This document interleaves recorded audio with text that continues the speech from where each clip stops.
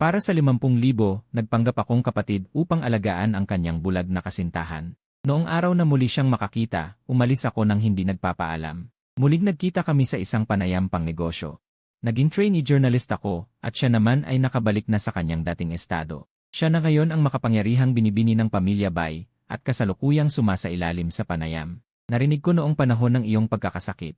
Dahil sa hindi pag-alis ng iyong nobyong si Ginoong Zhu, malapit na ang inyong kasal. Bahagya siyang umiti at itinaas ang kanyang kamay upang ipakita ang singsing. Magtatakda na kami ng kasal, ngunit ang kanyang mga mata ay tila sinasadya o hindi sinasadyang napadako sa akin na nasa sulok. Bago magsimula ang panayam, nagkalat ang bulungan sa loob ng lugar. Ang binibining ito na aming interviewin ngayon ang siyang may kontrol sa buong pamilya Bay. Balita ko ay nabulag siya 5 taon na ang nakararaan.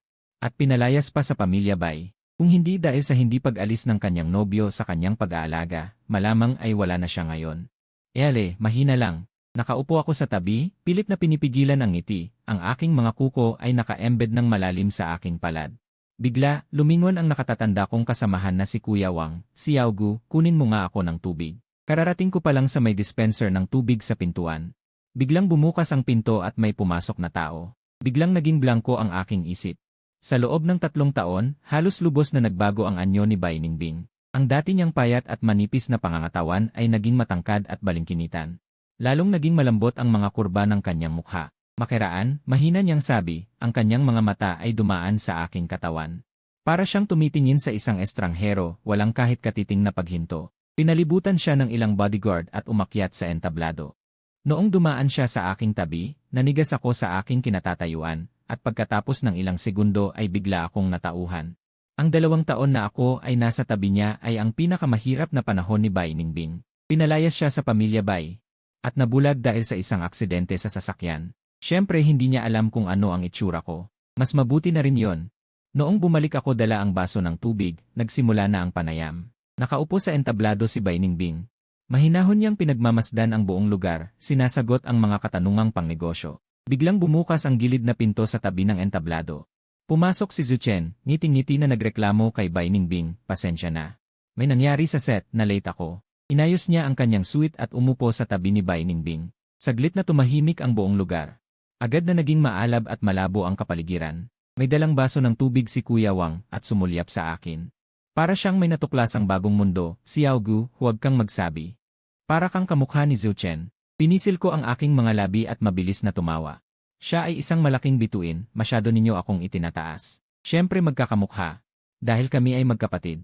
Narinig ko noong panahon ng iyong pagkakasakit, maraming salamat kay Ginoong Zhu na nasa iyong tabi na hindi ka iniwan. Malapit na ang inyong kasal. Biglang sumikip ang aking lalamunan, tinitigan ko si Bai Ningbing sa entablado.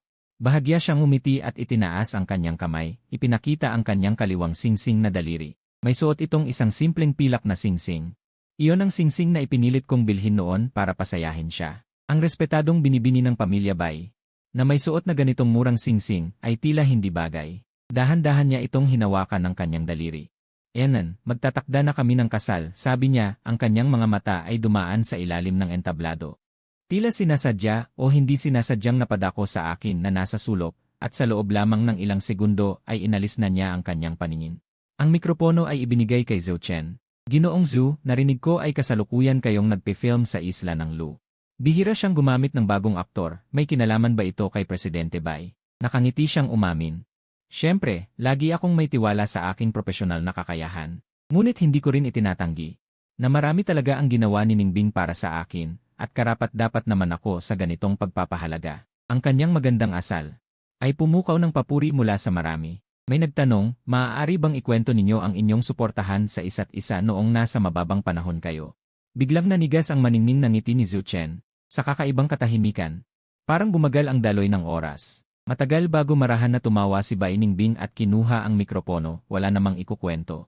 Ang mga alaala ko sa kanya, sapat na nakamilang dalawa ang nakakaalam. Biglang sumakit ang aking mga mata.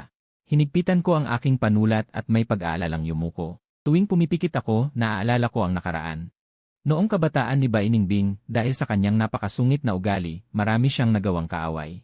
Noong siya ay naghihirap, may mga taong sadyang pumunta upang humanap ng gulo. Upang protektahan siya, itinulak ako pababa ng hagdan, at umagos ang dugo sa aking buong katawan. Natakot ang mga taong iyon, nagtulakan at tumakbo palayo. Pinilit kong tumayo, pinakitang parang walang nangyari. At bumalik sa kanyang tabi. Tara, umuwi na tayo. Ngunit biglang hinawakan ni Bai Ningbing ang aking kamay. Nasugatan ka. Pumunta tayo sa ospital. Wala ako. Naamoy ko ang dugo, bigla siyang napalakas ng boses. May mga luha na.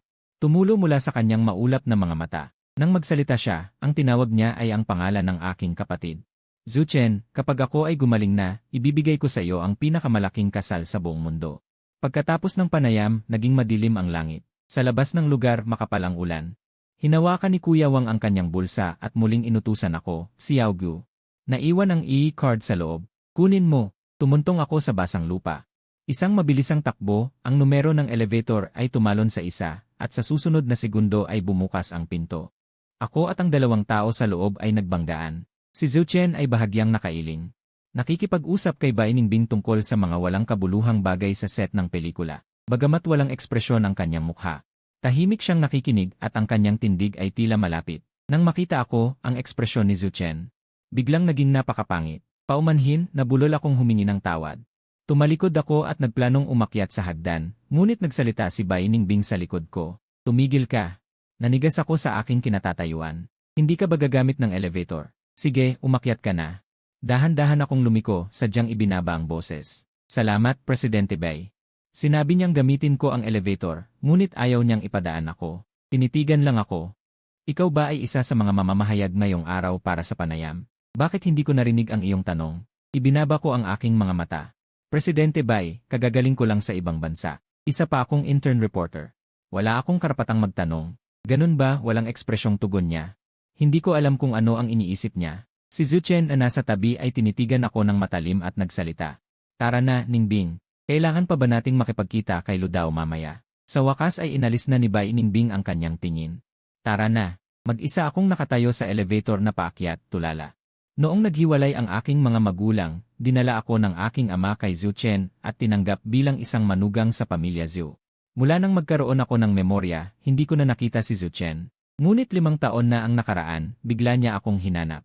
Bibigyan kita ng 50,000. Ipagpapalit mo ang iyong pagkakakilanlan sa akin at aalagaan mo ang isang tao. Noong panahong iyon, namatay ang aking ina dahil sa sakit at malaki ang utang namin. Wala akong ibang pagpipilian kundi tanggapin ito.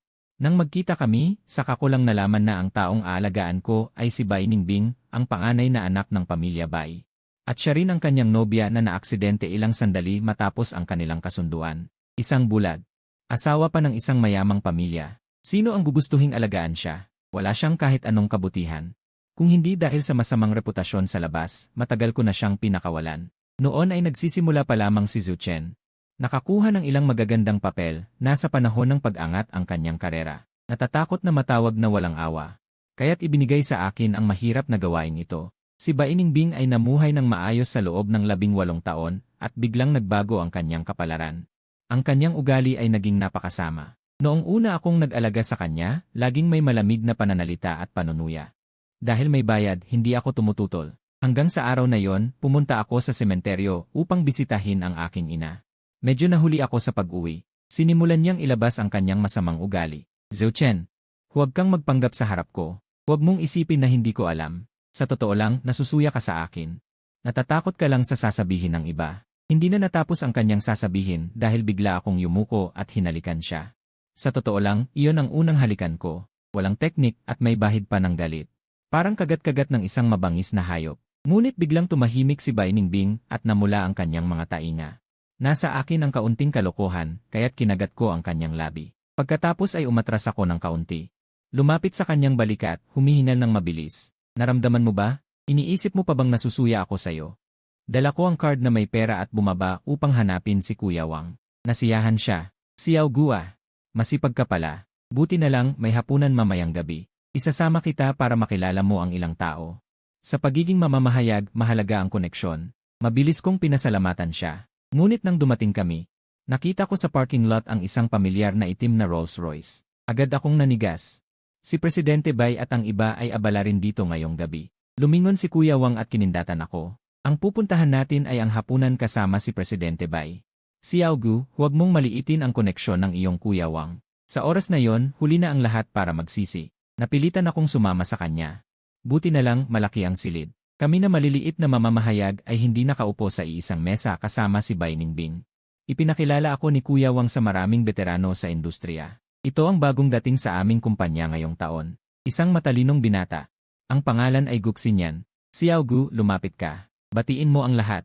Bilang isang baguhan, hindi maiiwasan ang mag-alay ng inumin. Sa huli, nahilo ako. Nakaalala lang akong mag-sorry. Takip sa bibig, sumugod ako sa banyo. Sumuka ng husto. Nagbanlaw ako ng bibig. At saka humawak ng malamig na tubig upang hugasan ang mukha. Lumabas ako, ang ilaw sa koridor ay madilaw. Sa madilim na sulok ng bintana ay nakatayo ang isang pamilyar na figura. Ang puso ko ay tumibok ng malakas. Sa una, gusto kong magpanggap na hindi siya nakikita at umuwi na lang. Isang hakbang pa lang ang aking nagawa, ngunit nagsalita si Bai Ningbing sa aking likuran. Bawat salita. Ang kanyang boses ay tila may halong komplikadong damdamin. Guxinyan, ang aking hakbang ay agad na nanigas. Kahirapan kong lunukin ang aking laway. Narinig ko ang mga yapak na dahan-dahang lumalapit. Hindi ko sinasadyang pumikit. Ang mga yapak ay tumigil sa harap ko at ang pamilyar na amoy ay lumapit ng paisa-isa. Iminulat ko ang aking mga mata.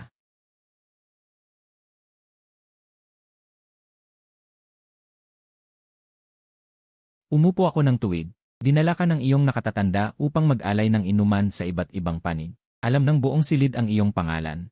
Nang maalala ko ang malakas na boses ni Kuya Wang, biglang uminit ang aking pisngi. Nahihiya ako. Mabait ang nakatatanda sa aming mga baguhan. Maaaring sobra lang ang sigla. Kung nabagabag ko ang iyong kasiyahan, Ginoong Bai. Humihingi ako ng paumanhin sa iyo. Inayos ko ang aking mga salita upang ipaliwanag, natatakot akong madamay si Kuya Wang. Humihingi rin ako ng tawad sa kanya. Ngunit si Bai Ningbing ay muling tumahimik. Sa ilalim ng mainit na dilaw na ilaw, bahagyan niyang pinikit ang kanyang mga mata, nakangiting-ngiti habang nakatingin sa akin. Sa paningin ni Guxinyan, tila ako ay isang taong masyadong mapagkwenta. Ibinaba ko ang aking ulo at mahinang nagsalita. Hindi iyon ang ibig kong sabihin. Nang sumunod na sandali, isang ginintuang business card ang iniabot sa akin. Ikaw ay nasa praktikal na panahon pa lang, di ba? May pagkakataon sa trabaho na gusto mong subukan. Nang ako ay bumalik, medyo nahihilo pa ang aking ulo. Pagkapasok ko pa lang ay hinila na ako ni Kuya Wang. Ayos ka lang ba, Munting Gu? Hinimas ko ang aking sumasakit na tiyan at mahinang nagsabi, paumanhin, Kuya Wang. Naoperahan ang aking tiyan noon. Hindi ako masyadong marunong uminom. Kumunot ang kanyang noo. Nais niyang magsalita ngunit ang kanyang tingin ay bumaba, dumako sa ginintuang business card na hawak ko. Hindi siya makapaniwalang nanlaki ang mga mata. Iyan ba ang pribadong card ni Ginoong Bai? Tumango ako. Nang maalala ko ang tagpo kanina, iyon ang maalamat na pribadong card na mahirap makuha kahit na may pera na direktang makakausap sa kanya. Walang libreng biyaya. Maingat akong nagtaas ng aking mga mata, hindi nakalimot na itago ang aking boses. Ang ganitong mahalagang pagkakataon, bakit ibibigay ito sa akin ng Ginoong Bai, isang hindi kilalang munting reporter? Bahagya siyang umiti. Marahil ay nakita kanyang kaaya-aya sa kanya. Ito ay isang dahilan na talagang tulad ni Bai Ningbing. Noong 2 taon na inalagaan ko siya, nang maglaon ay unti-unti kaming naging pamilyar. Siya ay nagpapakita sa akin ng ilang matigas na ugali. Halimbawa, sa ilang sandali, pinipigilan ko ang aking mga ngipin upang lunukin ang pira-pirasong tunog. Hinawakan ko ang kanyang buhok. Hindi ka makakita, huwag kang gumalaw ng walang direksyon. Sa ilalim ng ilaw, bahagyang itinaas ng dalaga ang kanyang ulo. Ang malambot na mga hibla ng buhok sa kanyang noo ay dumampi sa kanyang bulag na mga mata.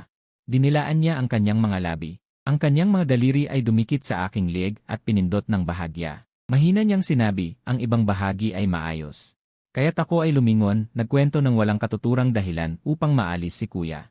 Kinabukasan, bumalik ako sa kumpanya. Tinawag ako ng boss at magiliw na sinabi, Munting Gu, maghanda ka para sa sikat na programang emosyonal na live broadcast na yon. Bilang espesyal na tagamasid ay pumunta ka upang lumahok sa pag-record. Ngunit nang magsimula akong magtrabaho, ang susunod na episode ay dapat interviewin. Pagkatapos ng panayam na yon, ang balita ng kanilang pakikipag-engganyo ay lumitaw ng palabok sa trending topics. Bilang pampainit na promosyon ng programa, ang mga tagahanga sa comment section ay nabaliw. Sabay na nagdaan sa mga pagsubok. Ngayon ay nagkita sa tuktok. Ano daw ito, napakagandang pag-ibig. Ayon sa mga sabi-sabi, ang kumpanya ng pamilya Zhu ay halos patay na. Ngunit dahil sa matinding suporta ng Bai Group, ito ay muling bumangon. Isang matatag na mag-asawa na magkasamang malakas.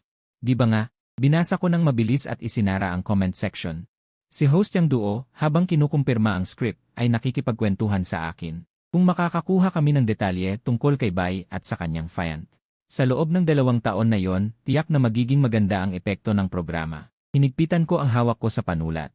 Mahinang sinabi, mabuti. Ang mga pangyayari noong 2 taon, ang bawat detalye nito. Alam kong mabuti kaysa kaninuman. Ngunit hindi ko ito masabi. Si Zhu Chen, sa tulong ng mga mapagkukunan at koneksyon ng pamilya Bai, ngayon ay isang sikat na first-line male celebrity. Sa simula pa lang ng programa, ang live broadcast room ay puno na ng milyon-milyong manonood. Sa ilalim ng mga spotlight, narinig kong nagsalita siyang duo. Narinig ko raw na si Bai at si Zhu Chen ay nag-uusap na tungkol sa kasal. Maaari ba kayong magbahagi ng inyong dalawang paglalakbay ng puso? Lumingon si Zhu Chen sa kanya at bahagyang ngumiti. Ang mga paratang at paninirang puri sa kanya noon ay hindi ko kailanman pinaniwalaan. Sa aking paningin, si Ningbing ay palaging ang aking pinakamamahal. Mamahalin siyang tiningnan niya, ang kanyang mga mata ay sobrang lambot na tila may tutulo. Ngunit si Bai Ningbing ay bumaba ang tingin at mumiti. Sinungaling, noong panahong nabulag ako, paano mo ako itinakwil? Nakalimutan mo na ba lahat? Napahinto si Zhu Chen, ang kanyang tingin ay dumako sa isang tabi. Isang anino ng tindi ang dumaan sa kanyang mga mata. Ngunit sa harap ng kamera, napilitan siyang ngumiti ng pilit. Hindi ko na masyadong naalala. Marahil ay patuloy na gumaganda ang relasyon. Tanging ang matatamis na bahagi ng ating pag-ibig ang naalala ko. Pinasadahan ko ng tingin ang real-time na komento sa likod. Mga salitang tulad ng napakatamis ang pumuno sa buong screen. Ibinaba ko ang script at hinigpitan ang hawak ko sa mikropono. Nagtanong ako kay Bai Ningbing, mukhang may kaunting pagkakaiba ang inyong pananaw. Baka may nakatagong ibang kwento. Bakit hindi niyo ibahagi kung paano kayo nag-adjust sa isa't isa? Akala ko hindi siya sasagot. Nang ilang sandali, nagsalita si Bai Ningbing. Noong unang mawala ang aking paningin, labis akong nalungkot. Galit ako sa buong mundo at hindi ko rin siya gusto. Araw-araw siyang umaalis ng maaga at umuwi ng gabi, at sa kanyang bakanting oras ay inaalagaan pa niya ako. Isang araw, sobrang pagod siya at nag-aalala. Nagluto siya sa kawali, at nang bumaba siya para bumili ng asin, nakalimutan niyang patayin ang apoy. Nang bumalik siya, nasusunog na ang kusina. Parang may bumabara sa aking lalamunan, sa aking malabong pag-isip. Tila naramdaman ko na naman ang hapon na yon. Ang init ng apoy ay nanatili pa rin sa hangin. Hinila ko si Bai Ningbing palabas ng kwarto. Hinawakan ko ang kanyang kwelyo at galit na tanong, gusto mo bang mamatay? Nanginginig ang buong katawan ko at ang boses ko. Hindi siya nakipagtalo sa akin tulad ng dati. Sa halip, matagal siyang nanahimik, pagkatapos ay humihinal na tanong, hindi ba mabuti kung mamatay ako? Hindi ba magiging kaluwagan din yon para sa'yo? Tila sa sandaling iyon ay napagtanto ko na ang dating mataas na binibining Bai ng pamilya Bai. Ngayon ay isa na lamang siyang nagpapanggap na mahina at walang lakas na pusa. Kaya humihinal ako. Itinulak ko siya pabalik sa kwarto. Ang pader na nilasap ng apoy ay itim. Isa-isa kong hinubad ang kanyang mga buttons. Mahina kong sabi, wala akong hapunan. Bayaran mo ako. Parang may naisip siya. Ang mga salitang gusto niyang sabihin ay pinigilan ko ng marahas na halik. Lunok, Bai Ningbing, hindi kita itinuturing na pabigat. Nang gabing iyon, tila nabaligtad ang buong mundo. Tayo na lang ang natira. At ngayon ay binabalikan niya ito. Ang kanyang kasintahang lalaki na nakaupo sa tabi niya ay si Zhu Chen. Inaakala ng lahat na ang alaalang iyon ay para lamang sa kanilang dalawa. Ang kirot sa aking puso ay sumabog sa loob. Sa napakalapit na distansya. Isang pamilyar at di pamilyar na amoy mula kay Bai Ningbing ang tahimik na bumabalot sa akin, napakalaki. Ngunit hindi na ito pag-aari ko. Huminto siya, at sa gitna ng palakpakan ng mga manonood ay sinabi niya sa huli. Hindi ko makakalimutan ang liwanag ng buwan ng gabing iyon. Napakaliwanag na nakikita ko ang lahat, kahit na hindi ako nakakakita. Ngunit nakinig ako sa kanya buong gabi. Pinisil ko ang aking panulat at mabilis na yumuko. Sumakit ang aking mga mata dahil bigla kong binago ang mga tanong at nagtanong ng mga bagay na hindi alam ng lahat. Ang panayam ay lubos na matagumpay. Ang programa na Wei Shengshai ay umabot na sa 10 milyong manonood sa livestream.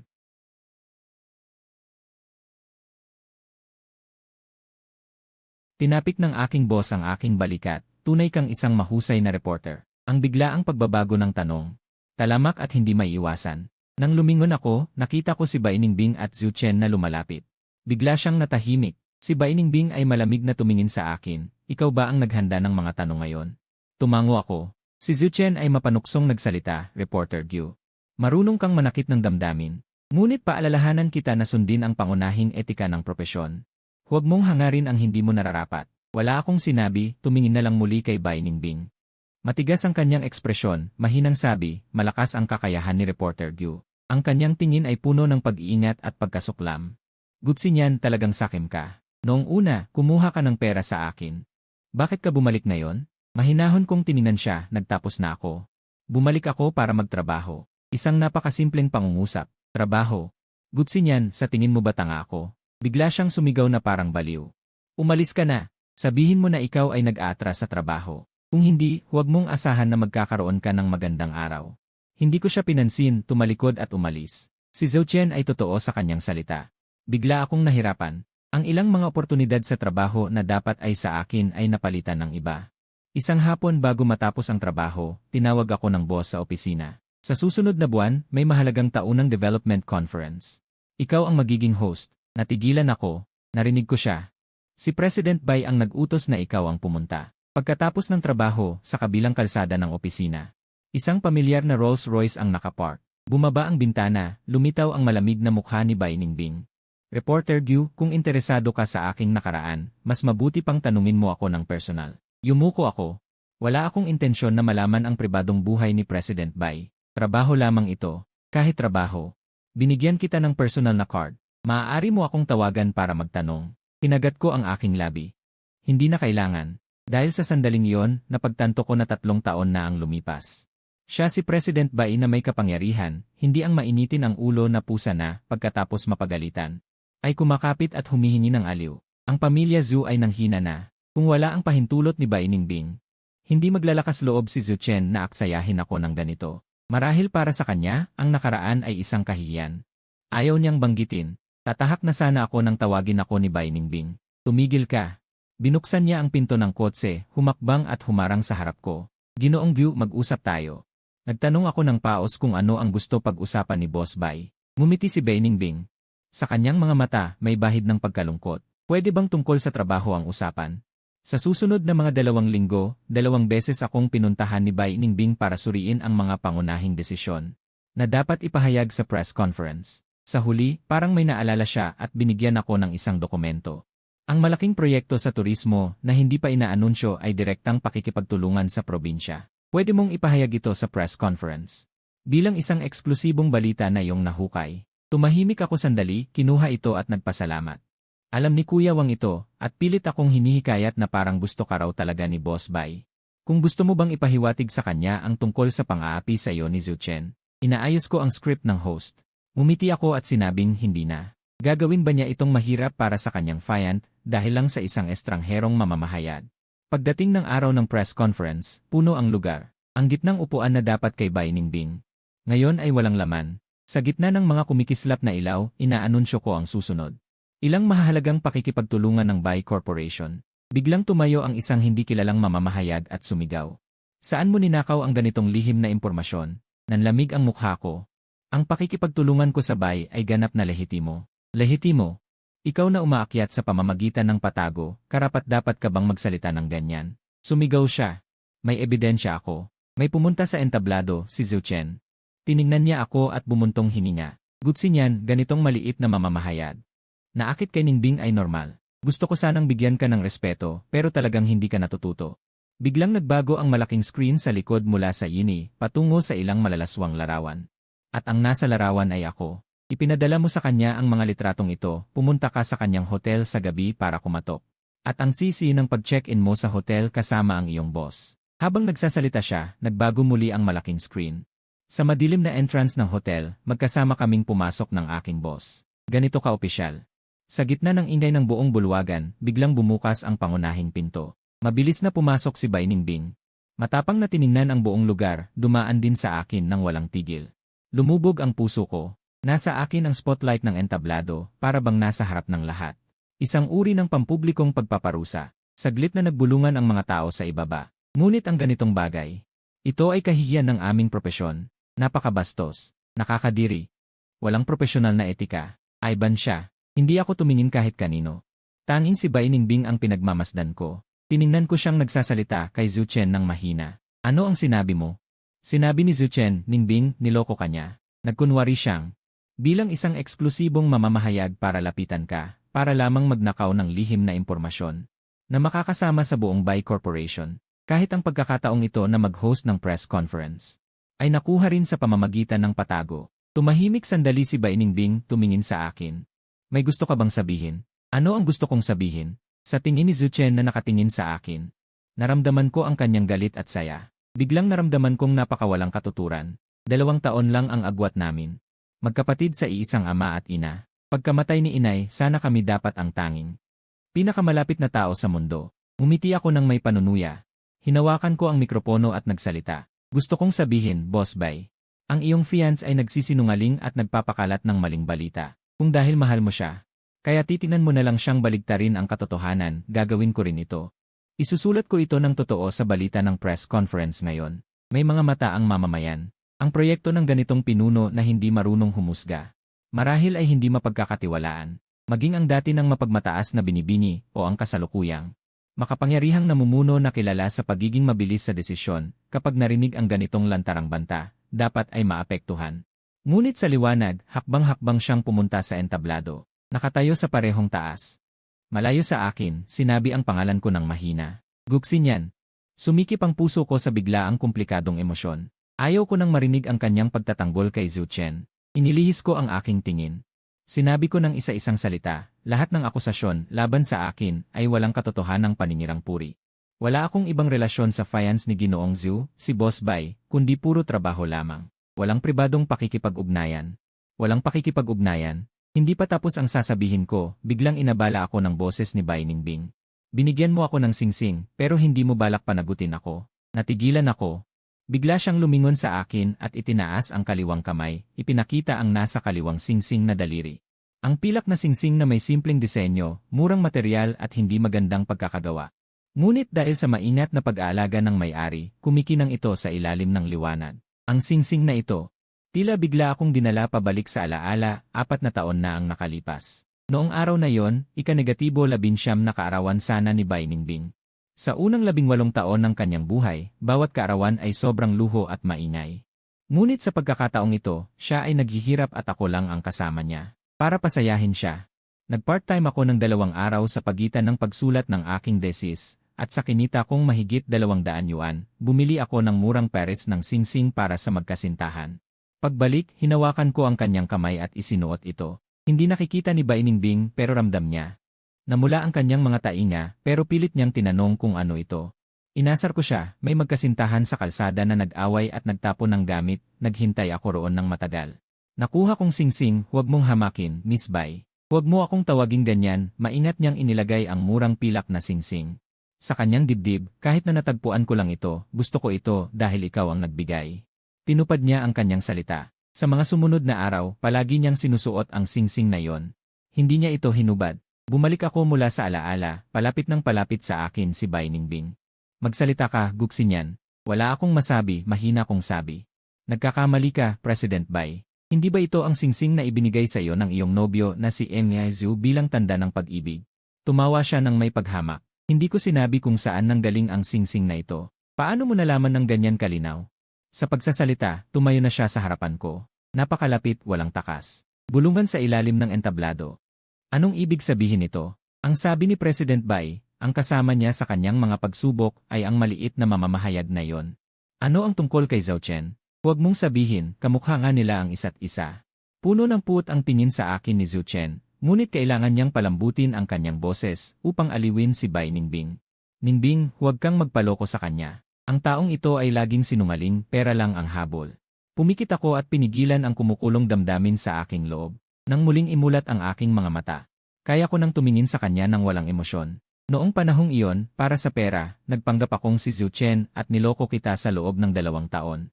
Pagkatapos, kinuha ko ang pera at umalis. Nakalimutan ko na ang nangyari. Dahil sa simula pa lang, akala mo na si Zhu Chen yon.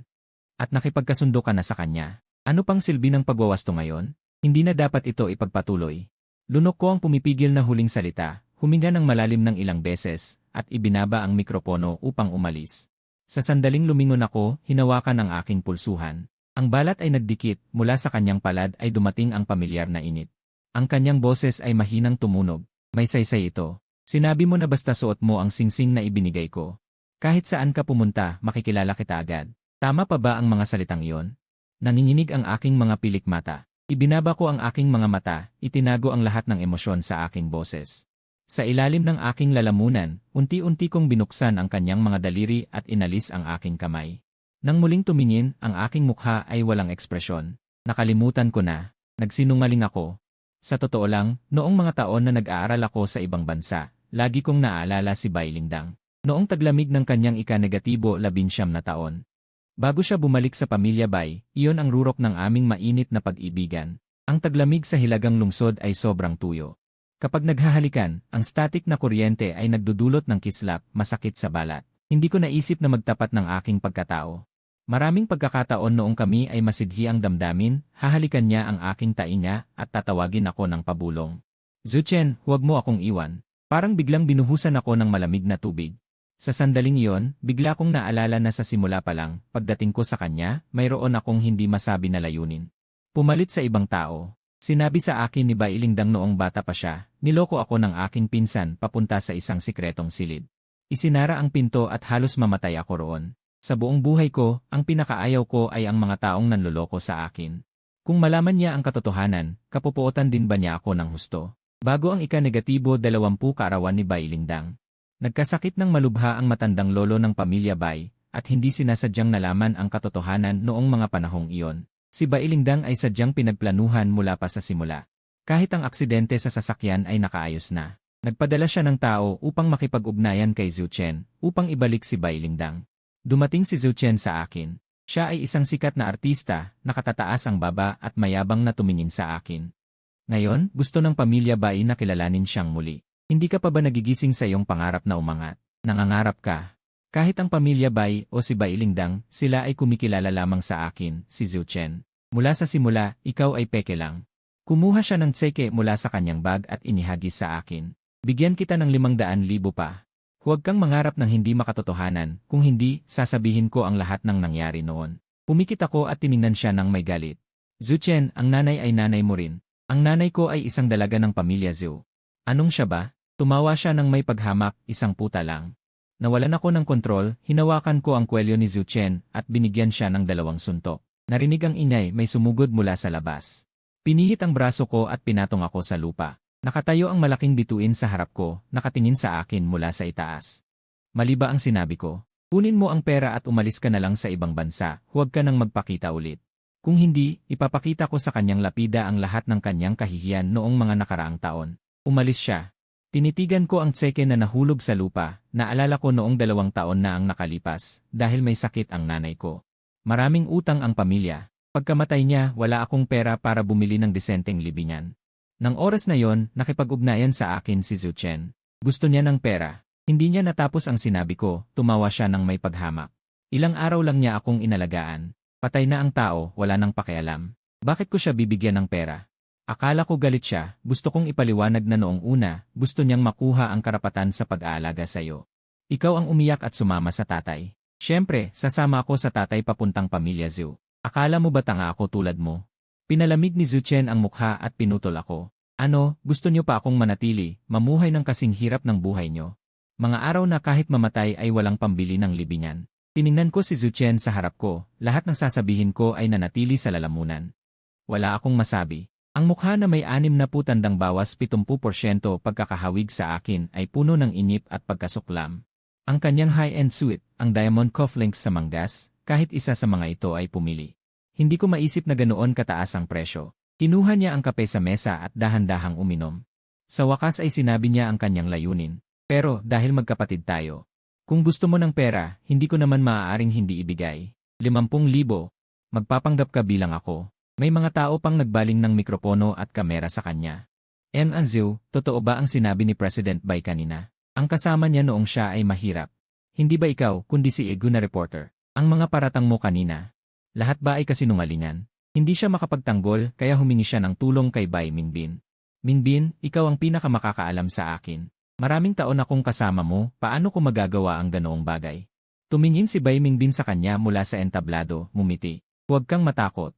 Hindi ba may matibay kang ebidensya? Dumating na ang abogado. Lahat na yon. Lahat ay naitala at nakuha ang ebidensya. Ang kanyang boses ay malambing at kaaya-aya, tila nagpapatahimik. Si Zhu Chen naman ay tila nakakita ng isang nakakatakot na halimaw, biglang nanginginig ang buong katawan. Hindi na maipagpatuloy ang press conference. Inayos ko ang script ng pagho-host at bumaba sa entablado. Si Bai Mingbin naman ay tahimik na sumunod sa akin. Umulan sa labas, ihahatid kita. Bumubuhos ang malakas na ulan na parang nagbubuhos ng tubig. Nag-isip ako ng 3 segundo. Nagpasya pa rin akong huwag saktan ang sarili ko. Nang pumasok ako sa Rolls-Royce ni Bai Mingbin, tumingin ako sa gilid. Nakita ko sa kanyang mga mata ang ilang nakatagong kasiyahan. Ngunit nang ilabas ko ang aking telepono, saka ko lang napansin na ang nangyari sa press conference kanina. Na-livestream na ng kamera at naging trending. Maraming mga usapin, nag-aaway-away ang mga netizens. Kaya si Zhu Chen ay inaangkin ang kontribusyon ng maliit na mamamahayag. Bakit siya ganito kawalang hiya? Anong ibig sabihin ng pag-ako? Ang taong ito na umaakyat sa pamamagitan ng paboritismo. Sinong nagsabi na hindi totoo ang kanyang sinasabi? Na-verify na. Ang ilang lantad na larawan ay naka-photoshop. Kahit siya talaga yon, mula sa simula ay ginawa niya ito para sa pera. Tapos na ang trabaho, nakuha na ang pera. Ano ang dapat niyang ikalungkot? Ako lang ba ang naaawa kay Bai Mingbin? 2 lalaki, walang isa sa kanila ang mabuti. Niloloko lang siya. Biglang may pumigil sa aking puso. Mabilis kong pinatay ang telepono. Tumingin sa gilid. Ang ulan ay parang maliliit na ilog na dumadaloy sa salamin ng bintana.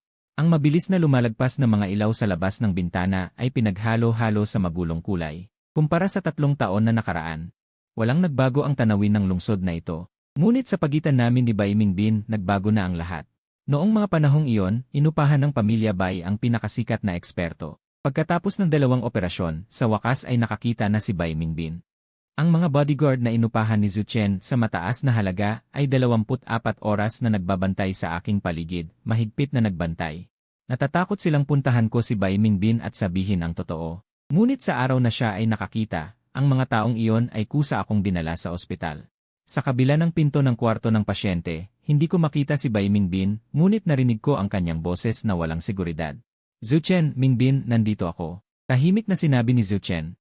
Talaga akong nag-aalala sa'yo. Ang kanyang boses na sadyang binago ay halos kapareho ng sa akin. Hindi napansin ni Bai Mingbin ang pagkakaiba, ngunit nagsalita ng may kaunting sama ng loob. Sabi mo, kapag nakabawi na ako ng paningin, gusto kong ikaw ang unang taong makikita ko. Hindi mo tinupad ang pangako. Hindi ko na narinig ang mga sumunod na salita. Biglang bumuhos ang matinding sakit sa aking puso, halos lamunin ako nito. Mula sa simula, sa mundo ni Bai Mingbin, ang taong sumama sa kanya sa 2 taong ito ay si Zhu Chen. Kung wala ako, hinila ako ng mga bodyguard ni Zhu Chen papunta sa isang silid pahingahan. Maya-maya ay pumasok siya. Ang ekspresyon ng kanyang mukha ay kasing taas ng dati, tanging ang isang maliit na sugat sa kanyang labi ang dumudugo. Hinalikan siya ni Bai Mingbin. Mahal na mahal niya ako, hindi niya ako kayang iwan. Dahan-dahan niyang sinabi sa akin, 2 taon mo siyang inalagaan ng mabuti, ngunit para sa kanya. Lahat ng ito ay ginawa ko. Ikaw, na may mababang katayuan, ay hindi kailanman. Hindi kailanman magkakaroon ng koneksyon sa kanya. Saan ka pupunta? Bakit? Biglang nagsalita si Bai Mingbin, pinutol ang aking alaala. Bahagya akong yumuko. Maari bang ihatid mo ako sa kumpanya, President Bai? Mayroon pa akong ilang trabahong asikasuhin. Ngunit hindi niya pinaandar ang sasakyan. Sa halip, ipinatong niya ang isang kamay sa manibela, lumingon, at ang kanyang ekspresyon ay tila medyo malungkot. Sinyan, kailangan mo ba talagang tawagin ako sa ganyang formal na pangalan? Ang pamilyar na amoy ng kanyang katawan na napakalapit.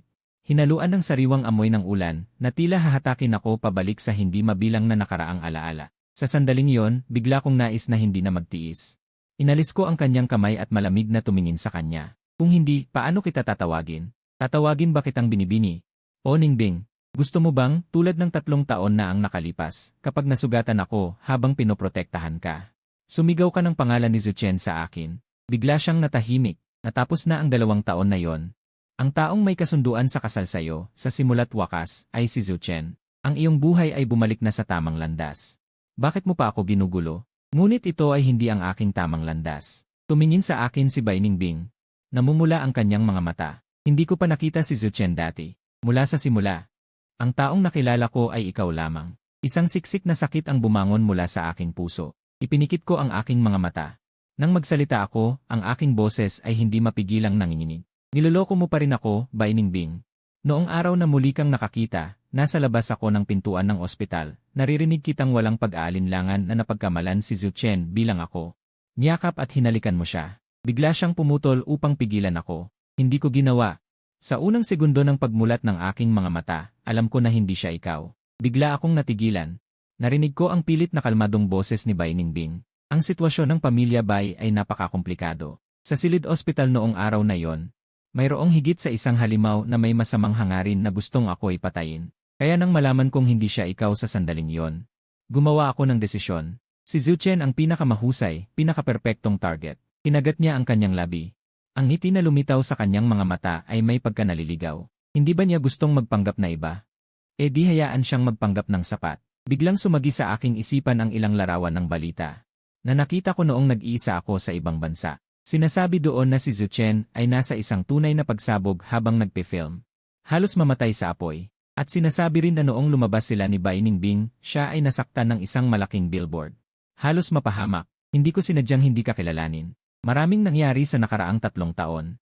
Pagkamatay ng lolo, sunod-sunod na lumitaw ang mga tao mula sa pamilya Bai na gustong ako ipatayin. Ngunit ngayon sila ay nasa bilangguan o nasa ilalim ng lupa. Kasama na rito ang aking sariling ina. Sa totoo lang, hindi ako natatakot mamatay. Noong napilitan ang aking pinsan na isuko ang lahat ng kanyang shares, binato niya ako ng baliw at sinaksak ng 1 beses. Hindi ko rin naramdaman ang sakit. Sa sandaling iyon, na-miss lang kita ng labis. Tahimik ang parking lot. Sa ilalim ng madilim na ilaw ng sasakyan, dahan-dahan niyang tinanggal ang kanyang jacket, ipinakita ang peklat malapit sa kanyang puso. Ang pamilya Bai ay masyadong magulo. Hindi madaling manatili. Ngunit okay lang pagkatapos ngayong araw. Si Zhu Chen at ang huling puwersang sumuporta sa kanya ay babagsak na rin. Ang buong pamilya Bai, kasama ako, ay maaaring maging iyo. Dahan-dahan siyang lumapit, tinitigan ako sa napakalapit na distansya. Ang kanyang mga mata na dati ay laging malabo at walang pokus, ngayon ay nagniningning na parang may hawak na. Mga bituin ng buong sansinukob. Lumulok ako ng laway at mahinang sabi. Ngunit si Zhu Chen at ikaw ay, hindi ko siya hinalikan, hindi kailanman. Bahagyan niyang pinahigpit ang kanyang tono. Sa buong buhay ko, ikaw lang ang hinalikan ko. Sa isang pangungusap na ito lamang. Ang talinang katuwiran sa aking isipan ay tuluyang naputol. Nang ako'y sumugod para yakapin siya, libu-libong masidhing alaala ang bumalik sa aking isipan. Ang kanyang pinakamababang punto ay ang 2 taon din na pinakamagulo at walang direksyon sa aking buhay. Ang mga damdaming walang patutunguhan at hindi mailabas, sa huli ay naging pagitan naming dalawa. Ang matinding pagsasama. Nang huminto ang hangin at tumigil ang ulan, hating gabi na. Ipinark ni Bai Ningbing ang sasakyan sa harap ng isang villa. Kinuha ko ang aking telepono at nakita ang isang balita sa trending na may maliwanag na pulang breaking inasalita, nakakagulat. Si Zhu Chen ay dinala para sa investigasyon. Noong nakaraang buwan, nakipag-ugnayan sa kanya ang aking kapatid sa ina. Alam mo ang kanyang sikreto, ginamit iyon upang bantaan siya na nakawin ang bid proposal. At iba pang kumpidensyal na dokumento mula sa akin. Nanahimik ako sandali at mahinang sabi, alam ko. Alam mo, biglang lumingon si Bai Ningbing, ikaw ang nag-ayos nito, guksin yan. Tumango ako, kinurot ang sarili kong palad, pinilit ang sarili na tumingin ng diretsyo sa kanya. Ang pagbabalik ko ngayon ay para sirain ang pamilya Zhu, sirain si Zhu Chen, para sa 20 taon na ang nakaraan. Para maibalik ang hustisya sa kaso ng paninirang puri ng pamilya Zhu sa aking ina. Para sa resultang ito, handa akong magsakripisyo ng lahat. Ang pagtatrabaho ko sa media ay ang pinakamahalagang dahilan. 20 taon na ang nakaraan dahil nagustuhan ng nakababatang si Zhu Jing ang aking ama. Inisenyo niya at pinaratangan ang aking ina ng pagiging patutot, at ang batang si Zhu Chen. Upang mabuhay bilang isang mayamang binata, ay tumulong sa mga dayuhan, itinulak ang sarili niyang ina sa bangin. Ang aking ina ay nakulong ng 15 araw na wala ng trabaho. Pag-uwi, lahat ng kapitbahay ay tumuturo sa kanya. Pagkatapos ng diborsyo ng aking mga magulang, dala ang kahihiyang iyon. Dinala ako ng aking ina pabalik sa probinsya. Siya ay nalungkot, sumakabilang buhay dahil sa sakit bago mag-negatibo 50. At noong araw ng kanyang kamatayan, sa telebisyon ng ospital, may balita tungkol sa pamilya Zhu. Sabi nila, ang mag-asawang Zhu ay nagmamahalan, ang mga anak ay mahuhusay. Kahit sa mayayamang pamilya, sila ay huwarang. Nakakatawa talaga. Noong mamatay ang aking ina, wala pang 70 pounds ang timbang. Ang kanyang kamay ay puno ng mga butas ng karayom na lila at asul. Sana ay nabuhay siya ng matagal. Hindi rin malinis ang negosyo ng pamilya Zhu. Marami silang sinaktan na tao. Karapat-dapat ba silang tawaging huwarang? Tinakpan ko ang aking mga mata. Pinigilan ang mga luha na umagos. Bai Ningbing, ginamit kita. Dahil alam kong hindi mo patatawarin ang mga nagtaksil sa'yo. Pinigilan ko ang lahat ng emosyon. Sinikap na maging kalmado at walang ekspresyon habang nakatingin sa kanya. Ngunit, Sinyan, nanginginig ang iyong kamay. Hinawakan ni Bai Ningbing ang kamay kong nasa likod. Dahan-dahang inilapit sa kanyang labi, hinalikan ito. Huwag kang makonsensya. Ginamit mo ako, masaya pa nga ako. Iyon ay patunay na nasa puso mo ako. Siyempre, sasama ako sa'yo. Sinabi ko na, ang buong pamilya Bai, kasama ako, ay sa'yo. Tungkol sa investigasyon kay Zhu Chen, 3 araw itong mainit na usapan sa trending. Gustong pigilan ng pamilya Zhu ang opinyon ng publiko kaya lumapit sila kay Bai Ningbing. Nakaupo siya sa likod ng kanyang mesa. Nakinig sa kanilang kahilingan at mumiti. Nakakaantig ang inyong sinasabi, ngunit paano ito mapagpapasyahan? Pasensya, dapat magpasya ang aking kasintahan. Ang aking ama, kasama ang kanyang mayayamang kamag-anak. Lumingon at nakita ako, nagbago ang kulay ng kanilang mukha. Umiti ako sa kanila. Dapat kayong maghanda kaagad. Dahil malapit na kayong maging katulad niya. Nagdaos si Bai Ningbing ng press conference upang linawin ang relasyon niya at ni Zhu Chen. Sa mga tanong, umiti siya ng bahagya. Kasintahan? Hindi ko kailanman inamin na siya yon. Ang lagi kong sinasabi ay ang taong nag-alaga sa akin noong panahong iyon. May nagtanong, pero hindi ba siya tumanggap ng pera mula kay Zhu Chen? Para alagaan ka. Nakangiti pa rin si Bai Ningbing, ngunit unti-unting naging malamig ang kanyang mga mata. Manunulat, payo ko sa iyo na mag-ingat sa iyong sasabihin. Maraming mayayaman sa mundo, bakit siya lang ang tumanggap ng pera para alagaan ako? Hindi ba dahil mahal niya ako? Natahimik ang manunulat. Natahimik din ako na nakaupo sa tabi niya. Pagkatapos ng press conference, inilabas ko ang mga recording noong hinanap niya ako. Isang bulag. At isang mayamang binata, sino ang gugustuhing alagaan siya? Ilang araw lang niya akong inalagaan. Patay na ang tao, patay na. Bakit ako dapat magbigay ng pera sa kanya? Gusto ba ninyong iwan ako? Upang mabuhay na tulad ninyo, mahirap, hanggang sa mamatay ay walang pera para sa libingan. Nagulantang ang publiko. Hindi ba? Paano ko maaalala na ang buhay niya ay laging marangal at isang sikat na lalaking artista? Kaya magkapatid sila ni Guxinyan. Siya mismo ang humingi ng kapalit. Ang kanyang mga damit ay nagkakahalaga ng higit sa 1 milyon. Ngunit ayaw siyang magbayad para sa libingan ng sarili niyang ina. Nakakadiri. Gamit ang umiinit na opinyong ito, nagbukas ako ng live stream. Sa harap ng milyon-milyong tao, isinalaysay ko ang katotohanan 20 taon na ang nakaraan. Si Zhu Jing, ang panganay ng pamilya Zhu, ay nagustuhan ng aking ama. Ayaw nilang magpaliwanag kaya nagdiborsyo sila. Sa halip, nagplano silang siraan ang aking ina upang siya ay magdala ng kahihiyan at mabuhay ng may kahihiyan. Sa likod ko ay nakatayo ang isang lalaking may maikling buhok na kinakabahan. Sa investigasyon, naghanap ako sa lahat ng dako. Sa sobrang hirap, natagpuan ko ang taong ito sa tulong ng isang kapwa manunulat. Siya ay may bisyo ng pagnanakaw.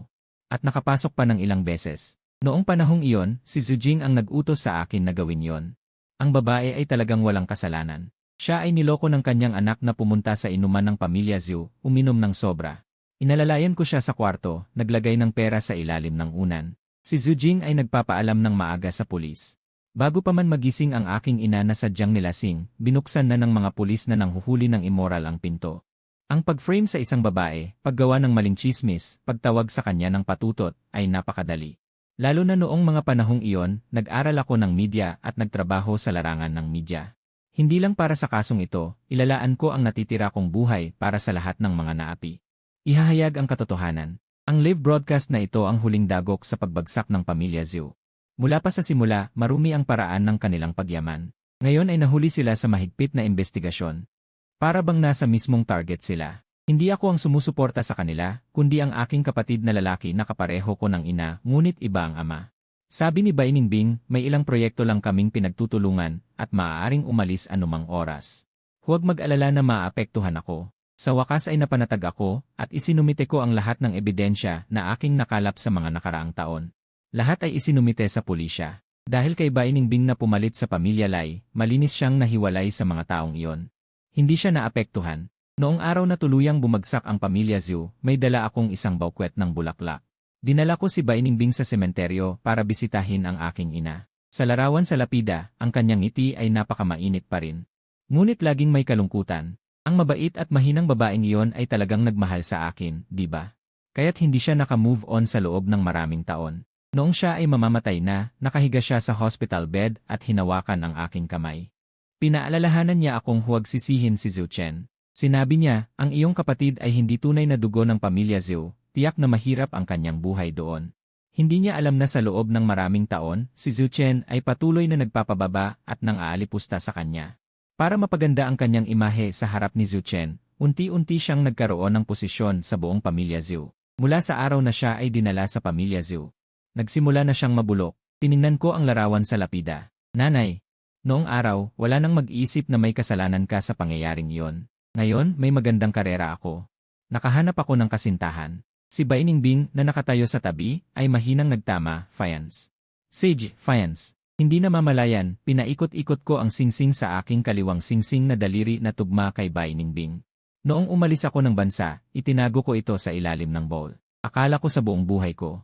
Hindi na magkakaroon ng pagkakataong maisuot ito. Inayos ko ang mga bulaklak sa harap ng lapida, tumayo at yumuko.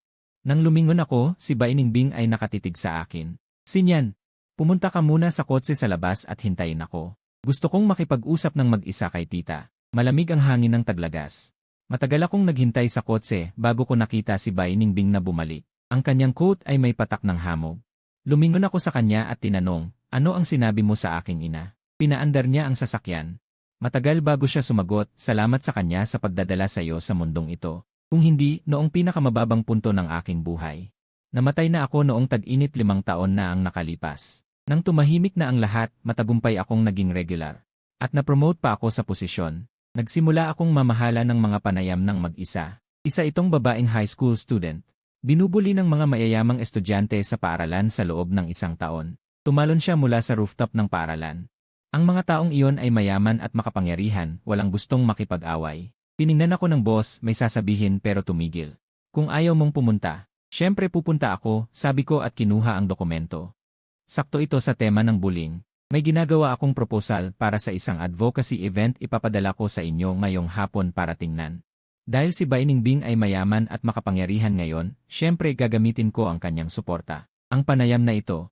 At ang kasunod na anti-bullying campaign ay nagpakabisi sa akin ng halos kalahating buwan. Halos hindi ko na nakita si Bai Ningbing. Magsisend siya ng 20 mensahe, at sa kaunting oras ko habang kumakain ng tinapay at sa pahinga mula sa pagtugtog ng piano, nakakapag-reply lang ako ng isang emoji.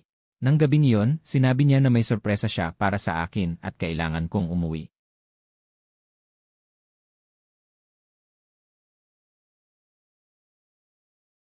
Nag-iwan lang ako ng isang maliit na ilaw. Ang liwanag ng buwan ay dumaloy tulad ng natunaw na yelong tubig. Kahit na ganun, hindi pa rin ito napalamig ang mainit na singaw sa silid. Sinyan, halikan mo ako ng marahan. Bobo, huwag kang masyadong kabahan. At ang kanyang mukha ay puno ng malabong pagnanasa. Paano tayo magsasama? Lahat ay puno ng pag-aalala. Bigla kong naalala ang isang bagay. Sa susunod na buwan, may business trip ako sa ibang lugar. May importanteng panayam, isang batang babae sa bundok. News tungkol sa matagal na pang-aabuso ng mga taga-nayon sa kanya. Naglakad siya mag-isa sa bundok buong gabi para makarating sa internet cave sa bayan at makontak ako. Medyo atrasado ang lugar na yon. Magkakasalimuot ang lokal na kapangyarihan. Mukhang mahirap din pumasok. Kaya't magtatagal ako doon. Bigla siyang umupo. May panganib. Kung meron man, sabi ko na walang pakialam. Bumalik ako sa pagkakaupo at nagbuhos ng tubig para sa kanya. Nang makita kong nakatitig siya sa akin, sinabi ko para pakalmahin siya, pangangalagaan ko ang sarili ko hanggat maaari. Pero ang ganitong bagay ay misyon at tungkulin namin bilang media workers. Natahimik si Bai Ningbing sandali. Bigla siyang nagsabi, sasama ako sa'yo. Pero hindi ba may importanteng kontrata ka sa susunod na linggo?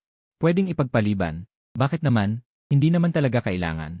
Sinubukan kong makatuwiran sa kanya, ngunit ang mga hindi pa nasabi kong salita ay pinigilan ng mainit na halik ni Bai Ningbing. Ang halik ay bumaba at huminto sa aking leg, humihingal siya.